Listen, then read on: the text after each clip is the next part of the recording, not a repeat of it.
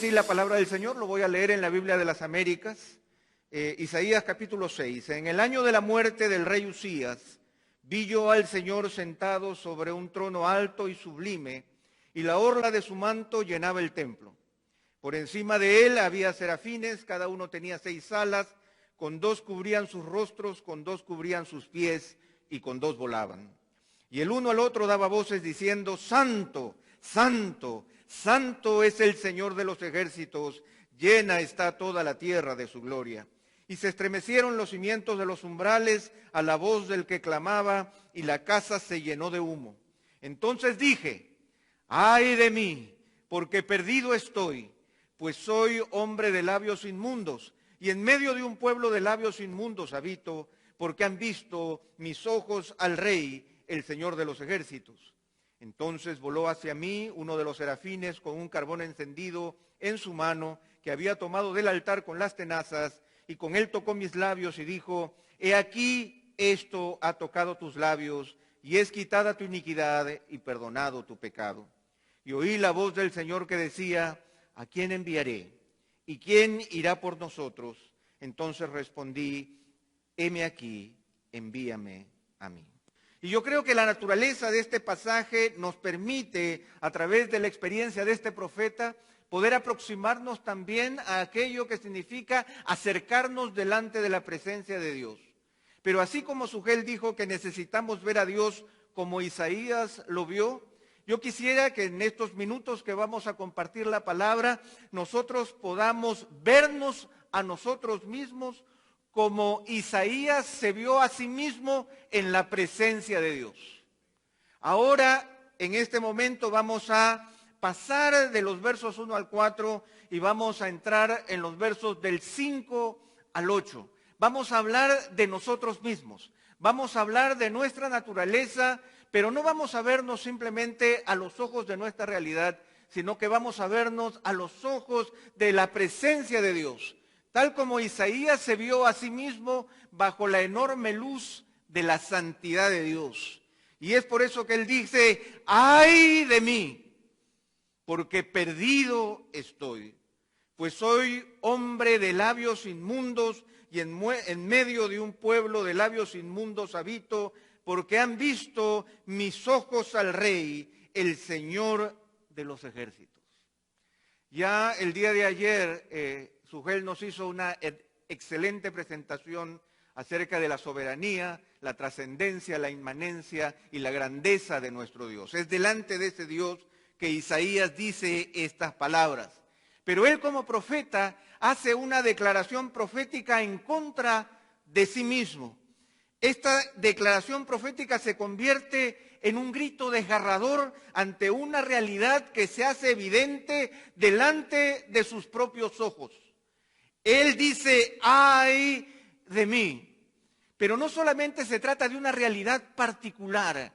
Él no solamente se lamenta por sí mismo diciendo: estoy perdido.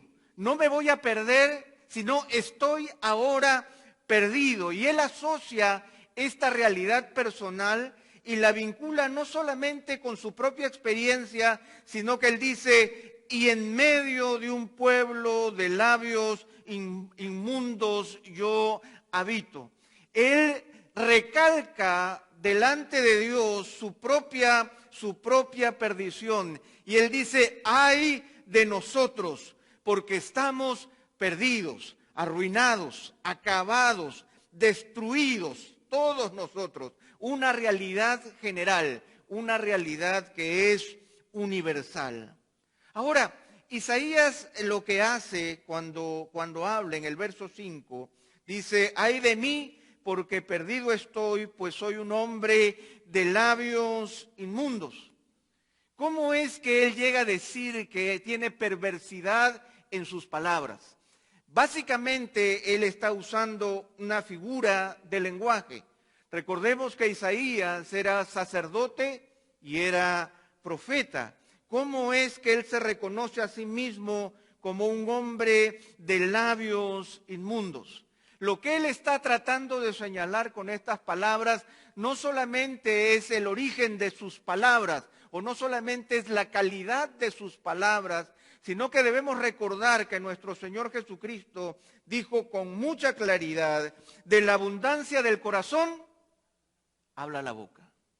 Por lo tanto, Él no solamente está reconociendo la calidad de sus palabras, sino que a través de la calidad de sus palabras, Él está reconociendo la naturaleza de su propio corazón. El corazón es el centro de nuestra propia persona, el centro de nuestra propia personalidad, de todo aquello que nosotros somos. De tal manera que esa realidad sombría de palabras perversas, no solamente para Isaías es el resultado quizás de su crianza, probablemente un producto de las circunstancias, quizás sus palabras para él podrían ser el resultado de la cultura circundante, quizás se trata solamente de una situación casual, un lapsus que no me representa, se me salió. Sin embargo, lo que Isaías está haciendo delante de la presencia de Dios es reconocer la esencia de su propia naturaleza delante del Señor que se observa ante la santidad de Dios. Él reconoce que tiene un corazón perverso y que ese corazón perverso se manifiesta a través de palabras perversas y él reconoce que habita en medio de una población perversa. De tal manera que esa realidad se generaliza y se ubica alrededor de toda la humanidad. Ahora, lo que no podemos hacer es equivocarnos. Este acto de autoevaluación en Isaías, esta autocondenación profética, no es simplemente el resultado de su observación sociológica, tampoco es un análisis psicológico de su realidad personal o una evaluación a través de una encuesta a lo largo de toda la población de su tiempo. Tampoco este reconocimiento de la perversidad de su corazón es producto de una introspección personal sincera, un análisis sincero de su propio corazón. Tampoco es un análisis filosófico de las consecuencias de sus acciones. Lo cierto es, hermanos, que la realidad del ser humano contemporáneo y de todos los tiempos es que es incapaz de evaluar de manera sincera y acabada la realidad de su propia persona. Hoy ya no decimos ay de nuestras debilidades, de nuestros pecados y de nuestras perversidades. Ya no nos sentimos ni condenados ni perdidos por ellos. Y eso no significa que nos sintamos perfectos o que nos sintamos libres de culpa.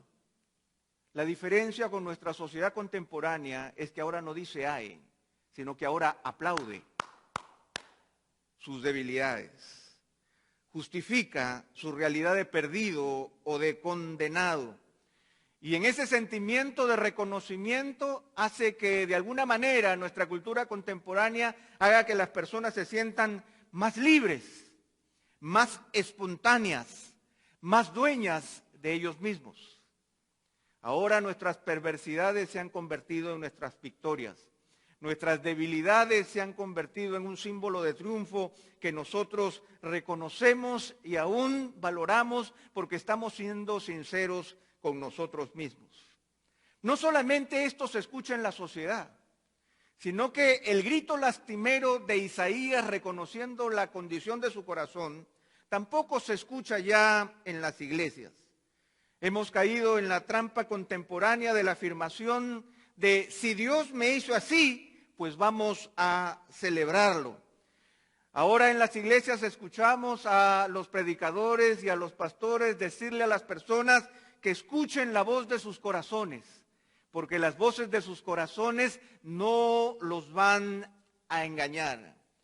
Hoy hay muchos que son psicólogos sociales, sociólogos informales, que buscan que el Señor bendiga la libertad, la espontaneidad y el hecho de ser supuestamente dueños de nuestro propio destino. Ya no escuchamos el ay lastimero de Isaías. Pero también debemos tener claro que a través de este testimonio bíblico, Isaías nos demuestra que él no llega a la conclusión a la que él llega producto de su propia observación. Él no dice, oh, me he visto a mí mismo y he descubierto quién soy. No, él dice, han visto mis ojos al Rey. De tal manera que la única forma en que yo puedo realmente descubrir quién soy es a la luz de quién es Él. Esa es la realidad que se nos presenta en la Escritura a lo largo de toda la palabra. Es ese encuentro con ese Dios santo, santo, santo. Ese Dios que se está revelando a sí mismo delante de sus ojos y solo a través de esa visión puede ver su propia realidad. Ahora la pregunta es, ¿quiénes somos para poder tener ese privilegio y también poder reconocer con temor que solamente delante del Señor podremos reconocer quiénes somos nosotros? Yo recuerdo que cuando era adolescente, recién habiendo llegado a los pies del Señor, un día estaba mirando libros en una librería y había una colección de tomos de pequeños libros que eran como una colección de estudios teológicos. Yo los estaba hojeando, pero yo realmente quedé marcado por uno de los títulos. Uno de los títulos decía, el hombre, su grandeza y su miseria. No sé si ustedes lo han visto alguna vez, pero yo no lo hojeé. Pero ese título resonó profundamente en mi mente porque era como dos polos opuestos de la realidad de nosotros como seres humanos. Por un lado, podemos reconocer nuestra grandeza, pero por el otro lado no podemos olvidar nuestra miseria. Por lo tanto, cuando Isaías está presente delante de un Dios que se ha hecho presente en ese momento de su vida, Isaías no solamente dice, ¡ay!, producto de su miseria, sino que es capaz de decir, ¡ay!, producto de su grandeza. Y permítanme poder hacer una distinción entre la grandeza y la miseria del ser humano.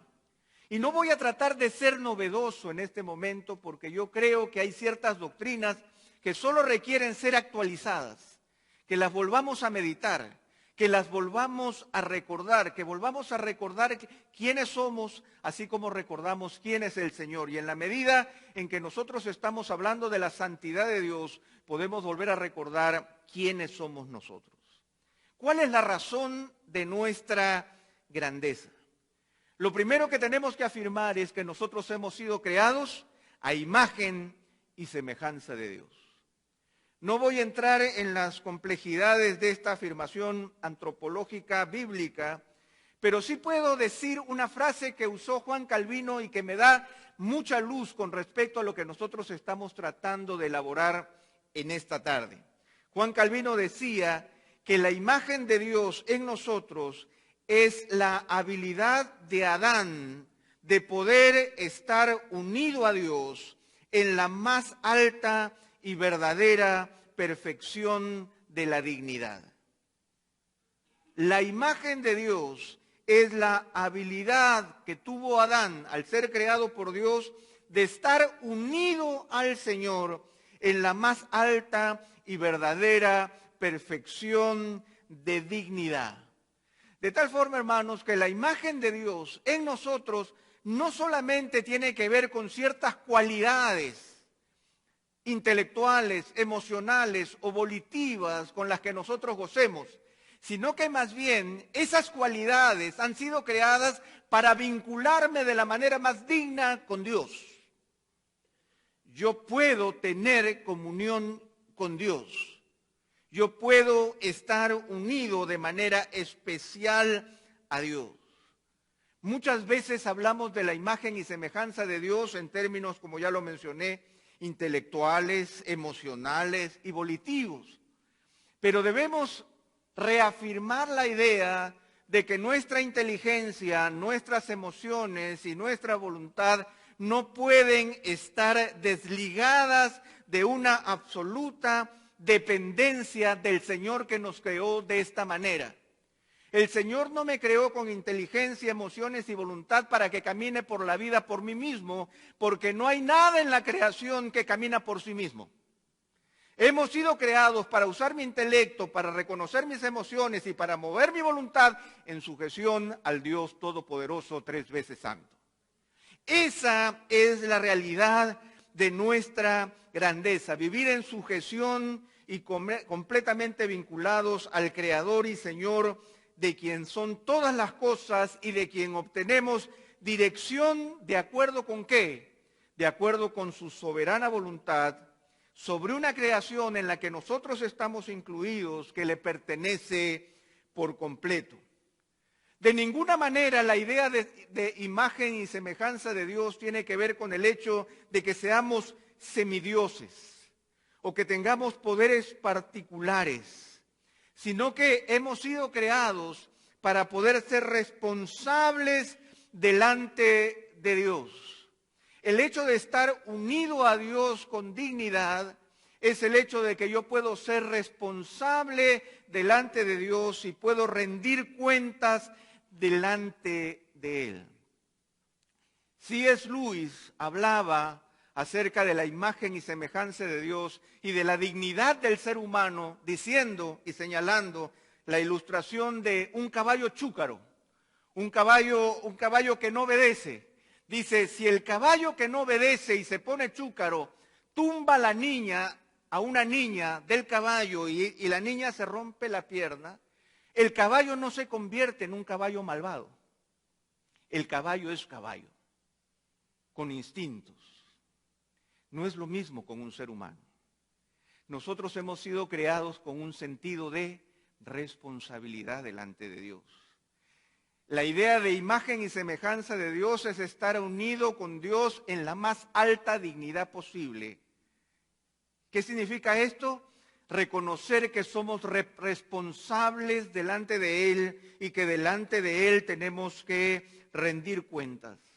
De tal manera que todo lo que el ser humano es, personalidad, dones, capacidades y talentos, todo lo que un ser humano pueda hacer, acciones, relaciones y la forma en que la persona los usa y la forma en que la persona bendice a la comunidad, debe rendirle cuentas y estar de acuerdo con su Creador y Señor. La imagen y semejanza de Dios nos acerca a Dios para ser obedientes a Él. Y esta imagen va acompañada de algo que es muy importante también reconocer. Esta imagen va acompañada de identidad personal. Isaías no dijo, ¡ay de ti! ¡Ay de ellos! Él dijo, ¡ay de mí! Porque él se supo reconocer como Isaías. Nosotros sabemos que el Señor nos llama por nuestro nombre. Cada uno de nosotros es un ser particular, un individuo con una vida, con características particulares y únicas que son otorgadas por el Señor. Nuestra vida es valiosa, es fecunda por diseño divino. Nosotros no somos dueños del planeta Tierra, sino que somos mayordomos, administradores, que el Señor ha puesto en nuestras manos y el Señor nos llama por nuestro nombre. Esa es nuestra grandeza. Nosotros fuimos creados para estar unidos con Dios, de tal manera que todo lo que nosotros somos no actúa de manera independiente, sino que actúa en responsabilidad y en sujeción a un Dios que nos llama por nuestro nombre y que nos reconoce responsables delante de Él. Nuevamente repitiendo a Calvino, es esa unión con Dios en la más alta y verdadera perfección de dignidad. Pero no solamente es nuestra grandeza, la verdad es que también vivimos en una terrible miseria. Eso es lo que hace que Isaías diga, ¡ay de mí! El ser humano ha caído de su lugar de honor porque ha dejado de obedecer y sujetarse al Creador de todas las cosas. El ser humano no solamente ha desobedecido y ha comido del fruto prohibido, sino que, como lo decía el apóstol Pablo en la carta a los Romanos, pues aunque conocían a Dios, no le honraron como Dios, ni le dieron gracias, sino que se hicieron vanos en sus razonamientos y su necio corazón fue entenebrecido. Nuevamente, nuestra miseria no es producto solamente de las consecuencias de nuestras acciones. Nuestra miseria es producto de que hemos dejado el lugar de dignidad y de unidad con Dios con el cual fuimos creados. De tal manera que, como lo dice el apóstol Pablo, aunque sabían quién era Dios, no le honraron como Dios. De tal manera que la realidad de nuestro corazón entenebrecido de nuestra miseria es que sabemos quién es Dios, pero yo no le doy la honra que Él merece. Yo desconozco su grandeza. Y no solamente eso, sino que dice, no le honraron como Dios, ni le dieron gracias. Por lo tanto, tampoco soy capaz de reconocerme a mí mismo como su criatura y todo lo que tengo a su alrededor como de su propiedad. Mi corazón es el que se entenebrece. Se hicieron vanos en sus razonamientos y su necio corazón fue entenebrecido. Nosotros empezamos a pensar sin fundamentos, empezamos a reconocer la realidad de nuestra miseria, que no solamente gira alrededor de nuestras consecuencias, sino alrededor de nuestra relación con Dios. El ser humano no es señor, el ser humano es siervo. Y cuando el ser humano se desconecta de Dios, ese intelecto, esas emociones, esa voluntad y esa responsabilidad se alteran, de tal manera que se pervierte la imagen de Dios en el hombre. Y a eso es lo que nosotros lo llamamos como depravación total.